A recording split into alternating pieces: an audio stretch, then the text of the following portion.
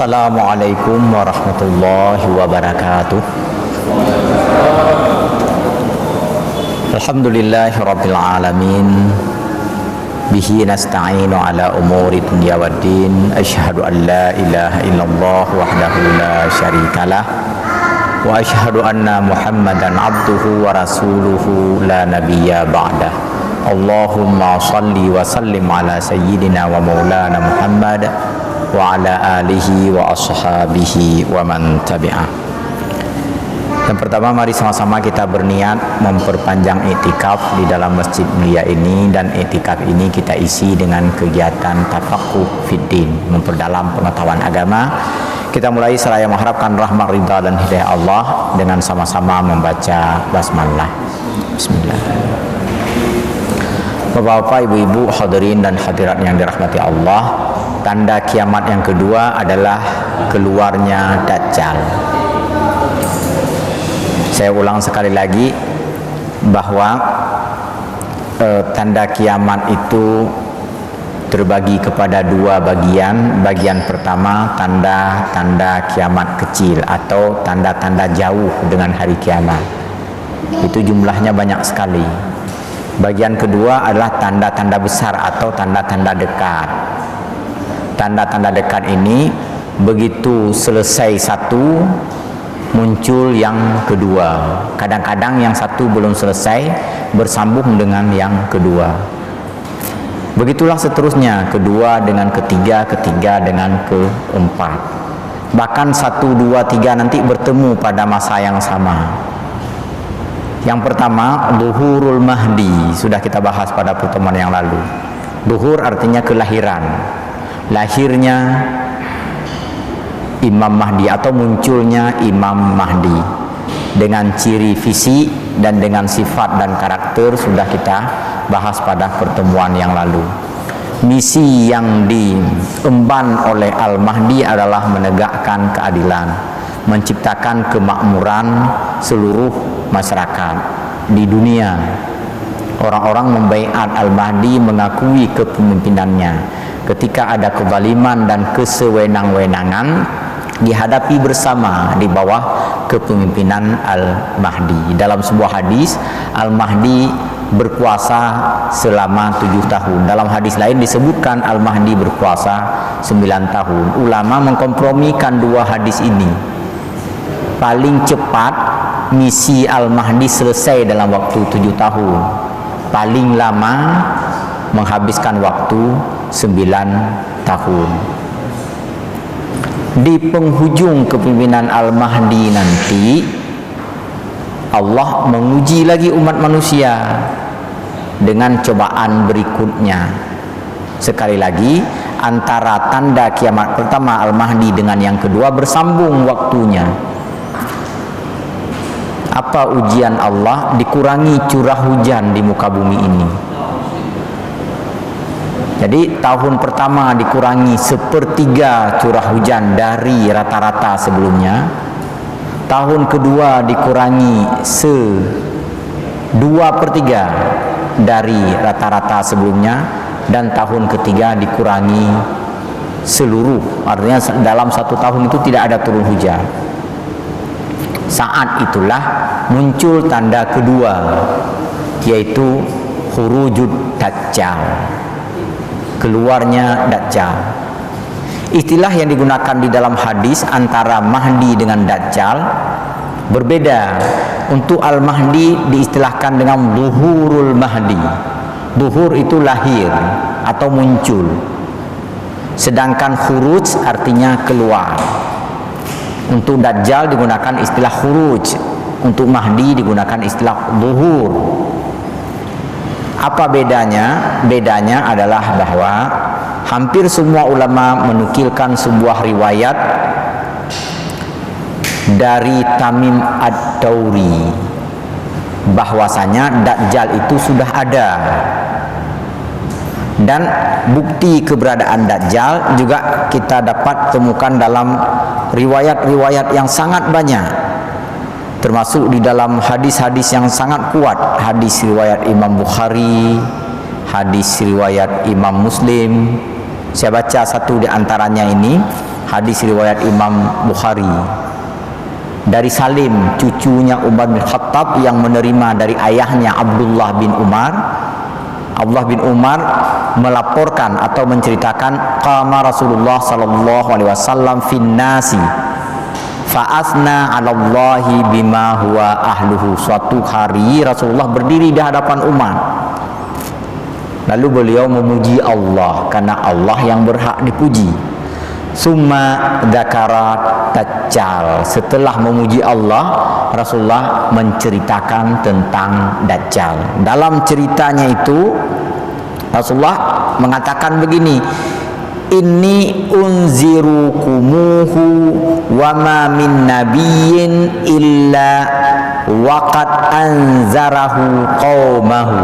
Sesungguhnya saya sekarang perlu mengingatkan kalian tentang akan munculnya Dajjal di muka bumi. Yang peringatan ini sudah disampaikan berulang-ulang oleh semua para rasul sebelumku, karena begitu khawatirnya mereka terhadap nasib umat mereka, jangan sampai terjebak dalam tipuan Dajjal. Laqad anzarahu Nuhun qaumahu. Nuh pun, Nabi Nuh maksudnya, Nabi Nuh alaihi salam pun mengingatkan kaumnya tentang bahaya Dajjal, bahaya tipuan Dajjal. Dikomentari oleh Imam An-Nawawi, kenapa Nabi Nuh yang disebutkan di sini? Di antara rahasianya adalah bahwa Nabi Nuh itu berdakwah sangat lama, Bapak Ibu. 1000 tahun masa berdakwahnya itu. Jadi resistensi penolakan kaumnya terhadap ajaran kebenaran yang disampaikan oleh Nabi Nuh sangat berat, sangat parah. Jadi kalau kita sekarang ketemu ada orang yang menolak ajaran agama, yang menolak kebenaran, ini belum seberapa dibandingkan kaum Nabi Nuh. Sampai 1000 tahun Nabi Nuh berdakwah masih tetap ditolak oleh mereka. Bahkan Nabi Nuh diancam oleh mereka. Tetapi Nabi Nuh tidak mengabaikan persoalan Dajjal ini. Walaupun dakwahnya sangat serius, ya, sangat genting, sangat penting, beliau tidak mengabaikan masalah ini. Artinya masalah Dajjal ini masalah besar. Sekalipun ada hal-hal lain yang sangat besar yang dihadapi oleh para nabi, yang ini enggak diabaikan. Nah, begitu. Dan menyebutkan Nabi Nuh itu untuk merepresentasikan, mewakili penyebutan semua nabi-nabi yang lain. Katanya, wa ma min nabiyyin illa waqad anzarahu qaumahu. Tidak ada seorang nabi pun sebelumku yang tidak mengingatkan tentang bahaya fitnah tipuan Dajjal. Semua para nabi mengingatkan. Makanya Rasulullah mengingatkan umatnya dan mengingatkan tentu saja kita semua tentang bahaya tipuan atau fitnah Dajjal yang muncul di akhir zaman. Jadi Dajjal sudah ada, tinggal lagi kapan keluarnya. Dalam hadis riwayat Tamim Ad-Dauri, Tamim dulu beragama Nasrani, bekerja sebagai peniaga antar negara, bahkan antar benua, memiliki beberapa buah kapal dagang. Dalam satu perjalanan, Tamim kehilangan arah perjalanan pelayarannya, sehingga terkatung-katung di samudra beberapa bulan lamanya, terdampar di sebuah pulau asing yang sangat aneh, yang sangat ganjil. Lalu ia bersama 30 orang dewasa lainnya, anggota rombongan perdagangan perniagaan waktu itu, mencari cadangan makanan, logistik atau apapun yang ada kira-kira di pulau itu. Mereka pun menggunakan perahu kecil atau sekoci untuk mendarat di pulau. Tiba-tiba ada seekor binatang menyapa mereka dengan bahasa manusia. Binatangnya ini berbulu sangat lebat, sehingga antara bagian kepala dengan bagian ekornya susah untuk dibedakan. Binatang ini menyapa mereka dan mereka pun merasa aneh. Jangan-jangan ini iblis. Kalau bahasa kita jangan-jangan hantu ini kan, jin ini. Lalu sang binatang ini menyebutkan kepada mereka, ketahuilah bahwa di pulau ini ada makhluk semacam kalian. Dia dirantai dan diikat, nggak tahu sudah berapa lama. Coba kalian tengok, mungkin bangsa kalian. Maka Tamim pun bersama 30 orang dewasa lainnya mencari dan menelusuri tempat yang ada di pulau tersebut. Ketemu dengan seseorang yang berbadan tegap, agak pendek, dirantai, kedua kakinya diikat, lalu ikatannya kepada kedua tangannya, lalu dikeliling lagi ke tengkuk dan lehernya dengan rantai yang kata Tamim, saya nggak tahu terbuat dari apa karena belum pernah melihat bahan untuk merantainya itu. Sekali lagi waktu itu Tamim belum beragama Islam. Terjadi dialog antara Tamim yang disaksikan oleh 30 orang dewasa lainnya dengan manusia yang terikat badan dan kaki tangannya itu.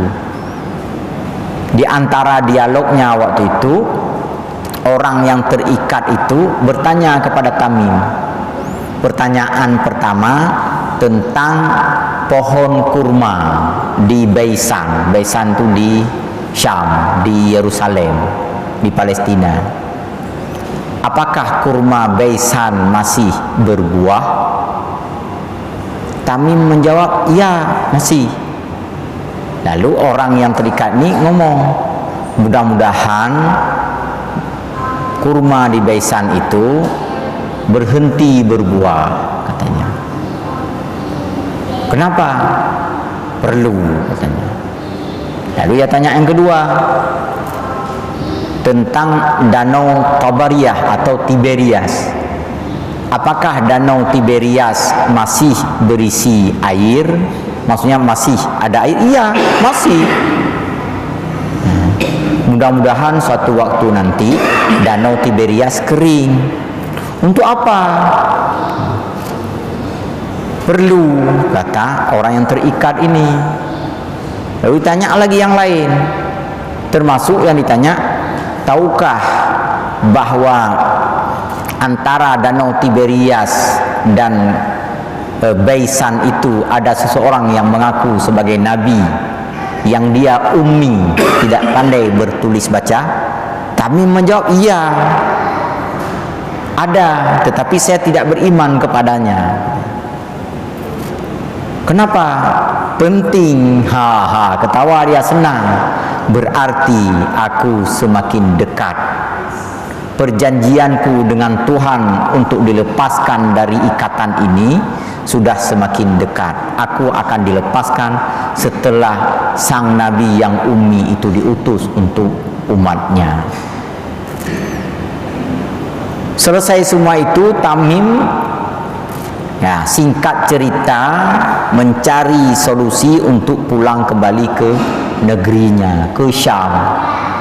Lalu ia mencari nabi yang ummi itu, Nabi Muhammad sallallahu alaihi wasallam.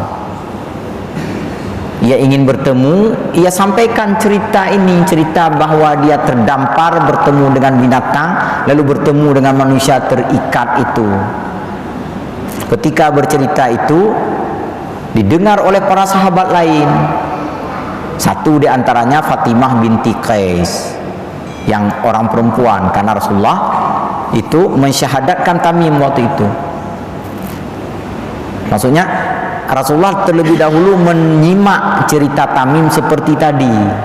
Lalu Rasulullah mengatakan, ketahuilah bahwa yang ditemui, yang kamu temui itu adalah Dajjal, dan dia akan muncul di akhir zaman nanti, setelah kurma Baisan tak mau lagi berbuah dan setelah danau Tiberias mengering. Dia akan lepas, dan setelah lepas dia akan menyebarkan fitnah. Setelah itu Tamim pun memeluk agama Islam. Hingga meninggalnya, Tamim dalam keadaan sebagai seorang beragama Islam. Makanya diistilahkan dengan khurujud Dajjal. Dajjal akan keluar dari tempat yang disembunyikan oleh Allah Subhanahu wa taala. Saat ini Dajjal masih dalam keadaan terikat. Ada orang di Pulau Jawa, saya lupa namanya, itu pergi ke Syam sebelum pandemi, sudah lama, sebelum masa-masa awal-awal pergolakan di Syam, di Damaskus. Ya pergi ke danau Tiberias, ya pergi ke Baisan. Dia bilang bahwa danau Tiberias itu airnya sudah mulai surut. Jadi pinggiran danau itu sudah semakin lebar, pasirnya itu pantainya danau itu, dan dia video, dia berlari-lari, ada anak-anak kecil juga berlari-lari, pasir halus itu seperti pasir di Lampu itu hamparannya begitu lebar sudah. Dulu kata dia dan kata orang-orang itu, di atas pasir tempat main-main ini dulu air. Jadi kalau istilahnya begini, palungnya ini sudah turun, airnya sudah mulai nyusut, sehingga bagian yang tadi berisi air sudah mulai menjadi pantainya, sudah mulai kering. Begitu pula dengan Baisan, kurma di Baisan sudah mulai berkurang buahnya, sehingga diberikan beberapa ulasan oleh ulama yang ada sekarang, kemunculan Dajjal sudah semakin dekat. Cuma ingat bahwa sebelum Dajjal muncul ada Al-Mahdi dulu kan tadi. Tanda kiamat yang pertama yang besar kan Al-Mahdi. Dalam di akhir-akhir kepemimpinan Al-Mahdi itulah munculnya atau keluarnya Dajjal dari tempat persembunyian. Rasulullah SAW di depan Tamim dan juga para sahabat lain menyebutkan bahwa Dajjal itu tubuhnya pendek. Kata Rasulullah, iya, kata Tamim. Dajjal itu kakinya bengkok, pada saat berdiri letter O. Iya, kata Tamim. Dajjal itu rambutnya keriting, gimbal, nggak terurus. Iya, kata Tamim. Dajjal itu bola matanya itu bulat betul, seperti akan lepas dari tempat letaknya itu, seperti buah anggur bulat. Dan hanya satu matanya. Iya lagi, kata Tamim. Kemudian lagi kulitnya putih kemerah-merahan. Iya. Keningnya agak lebar. Iya. Itulah yang membuat Tamim memeluk Islam. Seandainya yang ngomong ini bukan seorang nabi yang menerima info dari Tuhannya, kata Tamim, nggak mungkin dia bisa menceritakan ini semua. Saya melihatnya, kata Tamim, makanya saya tahu. Sedangkan orang ini belum pernah pergi ke sana. Kapan melihatnya? 30 orang dewasa lain semuanya memeluk Islam waktu itu, ketika menyimak dan mendengarkan penjelasan dari Rasulullah tentang Dajjal ini. Lalu kemudian Rasulullah juga mengingatkan, di akhir zaman nanti Dajjal akan muncul berjalan mengelilingi bumi ini. Di antara mata kanan dan mata kiri, di tengah-tengah ini ada tulisan yang hanya bisa dibaca oleh orang-orang beriman. 3 huruf, huruf kaf, huruf fa, dan huruf ra. Bisa dibaca kafara atau bisa juga dibaca kafir. Tapi lagi-lagi orang tak beriman nggak bisa melihat di sini ada ungkapan kafir. Makanya Tamim tadi nggak melihat. Karena kami belum ada iman pada saat terjebak dan terdampar di pulau tersebut.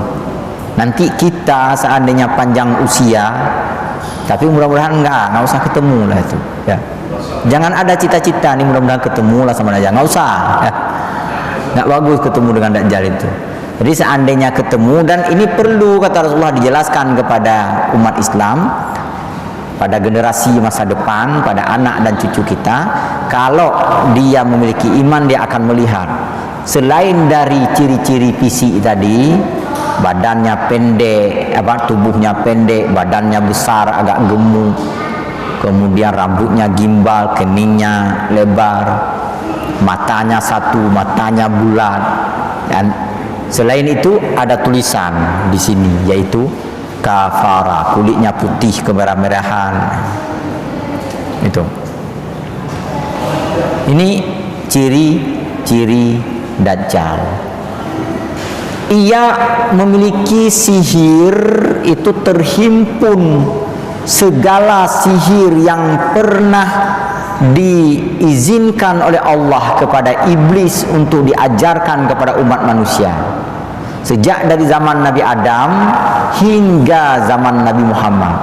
Siapa pesihir-pesihir yang paling tersohor, yang ilmunya diajarkan oleh iblis, semuanya ada pada Dajjal. Maka trik sulap, trik kartu, menanam diri, mengetahui orang, itu terlalu kecil sihir itu. Bagi Dajjal, semua bentuk sihir ada pada dia. Karena personifikasi penyihir yang paling dahsyat nanti adalah Dajjal. Sihir-sihir yang dimiliki oleh dukun-dukun yang ada sekarang atau yang ada di zaman Nabi Musa, di zaman Nabi Isa, di zaman para nabi yang lain, semua itu dikumpul, semua trik itu ada pada Dajjal. Dengan sihir itulah ia bisa menciptakan pesona, dan banyak orang terpana dan terpengaruhi mengiyakan apa yang dikatakan oleh Dajjal. Apa contohnya? Dia bisa menghidupkan orang mati. Di dalam riwayat disebutkan bahwa Dajjal itu, atau saya sebutkan saja begini, bagaimana cara agar kita terhindar dari pengaruh sihir Dajjal dulu. Caranya yang pertama adalah jangan pernah punya keinginan untuk berjumpa dengan Dajjal. Sebaiknya hindari untuk bertemu dengan Dajjal, karena kalau sudah ketemu maka peluang kena sihir itu semakin besar. Itu yang pertama. Yang kedua, sering-seringlah membaca surah Al-Kahfi, terutama malam Jumat atau pagi harinya. Paling tidak 10 ayat, kalau bisa dihafal. Karena siapa tahu kita hidup di akhir zaman, tiba-tiba Dajjal muncul, cari Quran nggak bawa, misalnya lagi belanja di pasaran. Kalau hafal surah Al-Kahfi paling kurang 10 ayat, akan ada harapan bisa terhindar dari sihirnya Dajjal. Kenapa surah Al-Kahfi? Karena ada keajaiban dari isi surat tersebut. Surah Al-Kahfi menceritakan 7 orang pemuda yang dipaksa oleh raja yang mengaku dirinya sebagai Tuhan, yang memaksa mereka untuk menyembah sang raja. Mereka menyelamatkan imannya dengan cara bersembunyi di dalam sebuah gua. Dajjal nanti memaksa orang untuk mengakui dirinya sebagai Tuhan. Mau bukti? Kalian minta 1, 1000 bisa aku hadirkan bukti, kata Dajjal, bahwa dirinya Tuhan. Apalagi di masa itu sedang paceklik, ternak-ternak, hewan piaraan banyak yang mati, pohon-pohonan banyak yang lau, cadangan makanan begitu terbatas. Dalam hadis riwayat Imam Muslim disebutkan orang-orang berkelahi dan berperang demi merebut sepotong roti karena begitu laparnya, atau merebut 1 gelas air karena begitu hausnya. Mau mereka berkelahi dan membunuh orangnya demi memperebutkan sepotong roti itu. Berat sekali rasa lapar yang mendera umat di masa itu. Datang Dajjal. Dia bawa roti, dia bawa makanan, dia bawa minuman, dia bawa perhiasan. Mau? Siapa yang mengatakan nggak mau waktu itu? Kalau mau, jadi penyembahku, tundukkan kepala atau berikan isyarat kode saja. Kita yang selama ini mudah sekali disogok dengan hanya satu kantong atau punya calon anggota DPRK misalnya kan. Ini apalagi kalau Dajjal yang sogok, bisa melayang iman kita. Makanya jangan coba-coba bertemu dengan Dajjal. Baik, saya lanjutkan. Yang kedua tadi membaca surah Al-Kahfi. Rupanya ada satu anak muda membaca surah Al-Kahfi, disaksikan oleh orang banyak. Dajjal nggak mau dengar, dia tutup kupingnya. Marah Dajjal itu, disuruh pengawalnya untuk membelah anak muda itu dari kepala sampai selangkangan, lepas menjadi dua bagian. Artinya kalau kita hafal surah Al-Kahfi belum tentu selamat kita, itu yang mau saya bilang. Nanti jangan pula Bapak Ibu protes, ini Ustaz Samsul dulu bilang suruh hafal surah Al-Kahfi, ini kawan saya udah hafal terbelah juga. Ya terbelah, kalau Allah mengizinkan terbelah. Nggak jadi hafal Bapak Ibu lagi ya. Karena yang kita selamatkan bukan badan kita, iman kita yang paling penting kan. Jadi anak muda ini dibelah badannya dari kepala oleh para pengikut Dajjal, para pengawal Dajjal. Pengawal Dajjal paling elit, ring pertama istilahnya, itu dari kalangan orang-orang Yahudi Isfahan. Ustaz Zulkifli M. Ali katanya pernah pergi ke Isfahan. Aneh memang, di Isfahan itu ada komunitas Yahudi. Kan aneh itu.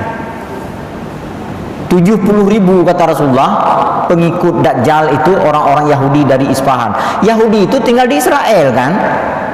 Kemudian sebahagian lainnya tinggal berpencar, yang paling banyak di Amerika dan di Inggris. Tapi kok ada di Isfahan? Ini aneh kata Zulkifli M. Ali. Waktu beliau lacak bertanya ke beberapa kenalannya, 20 tahun lalu nggak ada orang Yahudi di Isfahan. Belakangan ini sudah banyak sekali. Siang malam mereka berlatih silat, berlatih panah, berlatih pedang. Mereka yakin, ini yang satu lagi ini orang Yahudi ini. Kita kadang-kadang ragu dengan sabda Rasulullah, atau paling kurang kita cuek. Orang itu penting betul dengan sabda Rasulullah. Ketika Rasulullah mengatakan bahwa yang akan menjadi pengawal utama, pengikut utama ring satu Dajjal adalah orang-orang Yahudi dari Isfahan, maka semua orang Yahudi yang hebat di seluruh dunia itu membayar anak-anak muda mereka untuk tinggal di Isfahan. Untuk apa? Untuk menjadi pengikut Dajjal ring pertama. Bagi Yahudi itu karir, puncak karir mereka. Mirip dengan kita menyekolahkan anak kita ke entah ke pesantren yang paling kita harapkan, entah ke Universitas Al-Azhar, entah, pokoknya begitulah. Karena kita menganggap itu yang menjadi penyelamat dirinya dan juga membantu menyelamatkan kita di masa depan. Orang Yahudi begitu juga. Dalam pandangan mereka, Dajjal itulah juru selamat mereka. Baik. Jadi dibelahlah anak muda tadi, terbelah menjadi dua. Setelah itu kan darahnya berceceran di situ.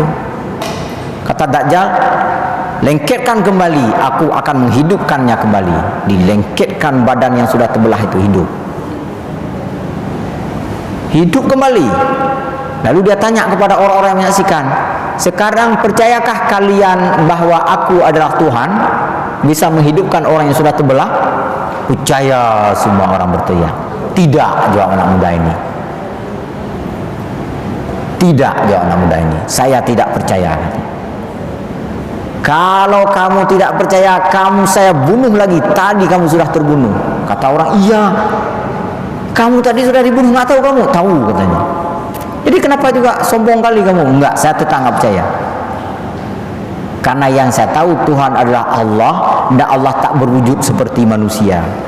Laisa kamitslihi syai'un, tak ada yang mirip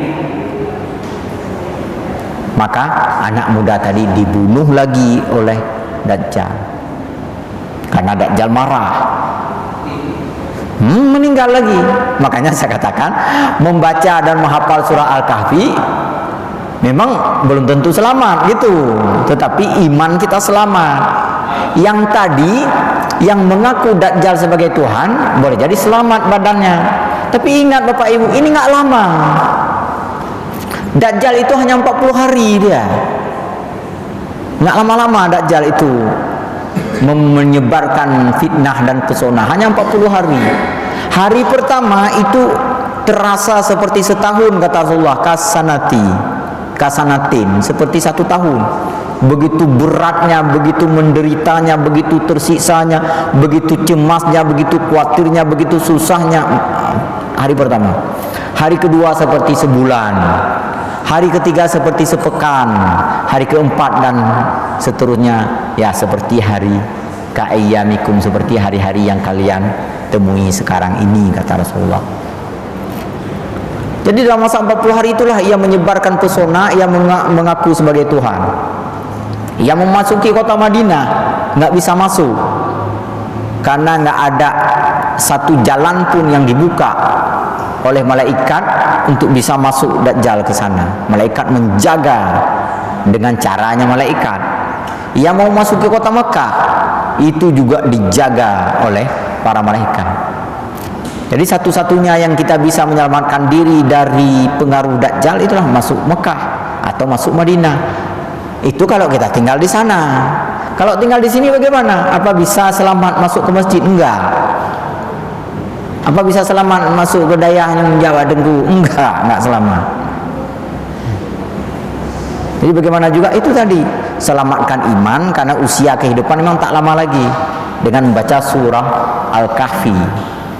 Di dalam riwayat lain juga disebutkan bahwa anak-anak muda lain juga membaca surah Al-Kahfi waktu itu. Dan Dajjal enggak, serta para pengikutnya tidak semua berhasil membunuh semua anak-anak muda yang menghafal surah Al-Kahfi. Bapak Ibu berbahagia, setelah itu Dajjal juga menemui orang-orang yang tadi masih ragu-ragu. Kadang-kadang baca surah Al-Kahfi, kadang-kadang nanti diam, lapar. Waktu dikasih makan, diambilnya sedikit tuh. Ini kan darurat katanya, ini kan terpaksa, ini kan daripada mati, apa boleh buat katanya. Ya udah makan sedikit. Untuk orang-orang ini, Dajjal nanya, kalau ibumu dan ayahmu saya hidupkan sekarang, mau nggak kamu mengaku aku sebagai Tuhan? Oh kalau itu mau. Apa bisa? Bisa. Maka pergi ke kuburan ayahnya, pergi ke kuburan ibunya. Bangun, bangun, aku Tuhan menghidupkan kalian. Maka bangunlah orang tua kita dari dalam kubur. Orang tua bangun, ibu udah puluhan tahun meninggal, misalnya bangun. Ini siapa? Ini kan anak saya. Udah peluk-pelukan lah di situ si anak dengan ibunya yang sudah lama meninggal. Ini siapa? Ayah saya. Kamu kenal nih? Siapa-siapa nama anak kamu? Dia sebut semua anak-anaknya. Betul itu saudara kamu? Betul katanya. Di mana lagi kuburan abang-abangmu, adik-adikmu yang udah meninggal? Di sana. Hidupkan semua, kumpul sama keluarga. Kata ibu itu, kalau begitu ini memang Tuhan kita nih. Kata ayahnya, ini memang Tuhan kita. Ayo nak sembah Tuhan ini. Nah, orang yang tadi ragu-ragu, begini dilakukan oleh Dajjal. Maka jadilah penyembah Dajjal lagi. Kata Rasulullah, waktu akhir zaman itu kurunglah istri-istri kalian di rumah, anak-anak perempuan kalian, adik-adik perempuan kalian, bibi-bibi kalian, kata Rasulullah. Sahabat bertanya, kenapa Rasulullah? Karena Dajjal akan menyampaikan pesona-pesona yang dari 1001 pesona mungkin nanti ada 1-2 yang dapat mempengaruhi istri, anak-anak perempuanmu dan adik-adik bibi-bibi perempuan kalian. Apa itu? Kemewahan, keindahan, permata, berlian, perhiasan, pakaian, sandal merek Hongkong, tak apa namanya, HP, iPhone apa macam-macam itu bisa mempengaruhi, bisa memperdayai orang perempuan. Maka kurunglah di rumah, jangan keluar. Dan kalian juga mengurung diri di rumah, kata Rasulullah. Nggak usah bertemu dengan Dajjal. Karena dari sekian ribu nanti, mungkin selamat dari sisi ini, belum tentu dari sisi yang lain. Mungkin kita karena udah belajar tentang Dajjal, waktu dibilang sembah aku sebagai Tuhan, kita nggak mau. Tapi begitu dikasih nampak roti selai sama hani, bahkan cok becut, misalnya kan. Kan apa-apa. Saya pernah jaga malam dulu waktu masa-masa konflik, Bang. Jaga malam waktu masa konflik, tengah malam jam 2, antara tidur dengan bangun, antara mimpi dengan jaga gitu. Tiba-tiba jam-jam 3 lah, jam 3 jam 4 gitu. Sudah aroma ayam dimasak kuah pakai bau jantung. Coba bayangkan itu. Kok mangabe pakai ulu kelapa gonseng lagi. Kita jam 3 itu baru bangun tidur, lapar lagi kan. Habis itu dia bilang lagi, "Nyo manok dicuri ku." Ini ayamnya ayam hasil curian kan. Aduh ya Allah, bagaimana caranya ini kan. Jadi kalau iman kita nggak benar-benar kuat, ya udahlah saya makan nasi kan bukan hasil curian. Nasi dari mana? Nasi saya bawa dari rumah katanya. Ayamnya hasil curian, ya udah saya makan nasi aja. Waktu makan nasi mana mungkin nasi ayam makan, ya udah ambil kuah sedikit. Nah, kau udah mulai kan? Ada kawan waktu itu, waktu ngambil kuah, centongnya awunya itu dimasukkan agak dalam ke bawah sana. Dia luncok kuah ngeyup yang di bawah, diambilnya. Tap ditaruh. Apa kata dia? Astagfirullahaladzim, ya Allah, saya nggak sengaja ngambil daging, saya cuma mau ngambil kuah katanya. Mudah-mudahan engkau ya Allah mengetahui bahwa ini nggak sengaja ya Allah. Makan terus dia. Itu baru soal ayam kampung masak jantung kan. Apalagi di akhir zaman belum tentu kita bisa selamat iman kita dengan 1001 godaan, dengan 1001 fitnah, manipulasi, tipuan dan segala macam. Selamat kita dengan jabatan, mungkin dengan uang, selamat dengan uang, mungkin dengan perempuan, selamat dengan perempuan, mungkin dengan pertemuan, selamat dengan 1001, dengan segala-galanya. Makanya hindari pertemuan dengan Dajjal, baca surah Al-Kahfi. Oh, kabihote. Baik Bapak Ibu yang berbahagia, insya Allah kita lanjutkan satu kali pertemuan lagi tentang Dajjal, karena ada bagian yang agak penting yang mau saya sampaikan tentang pembahasan Dajjal ini. Insya Allah kita lanjutkan pekan mendatang. Lebih kurang saya maaf, kepada Allah sama-sama kita mengampun. Subhanakallahumma bihamdika asyhadu an la ilaha illa anta astaghfiruka wa atubu ilaik. Wassalamualaikum warahmatullahi wabarakatuh.